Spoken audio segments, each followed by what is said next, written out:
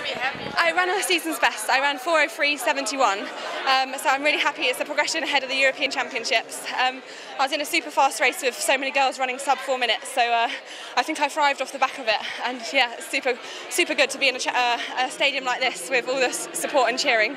Because you're still young and you're doing all those big races. The start of the season, how did that go? My start of the season went very well, but then we wanted to get a block of training in. You know, it's very difficult with the Europeans and our own country's trials being so early. You want to go into races and run well, but you don't want to necessarily taper because the Europeans are not until obviously next week. So the first of the season, we're gradually peaking, I think, towards the Europeans in Barcelona. 2 peaks is not possible? Possibly, yeah, absolutely. But maybe I'll save them for the Europeans and the Commonwealths rather than early season and sometime in the other season. Then it will be a long season for you, right? Yeah, we're going to see how it goes after the Europeans. I want to race on the Grand Prix circuit and be in races like it was tonight. So. If I remember it right, in the winter you did also some road races? Yeah, I love running on the road.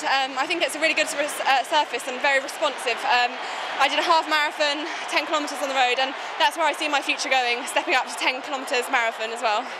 Now it's 1500. That's still a long way to half marathon, right?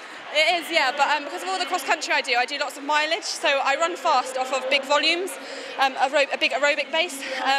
But for me, you know, when you watch the 5,000 metres, you see how fast their last lap is. If I can continue to develop my speed and also do the mileage, then hopefully they'll complement each other. And a stepping stone, I'll be able to step up to the world stage and compete against the Africans.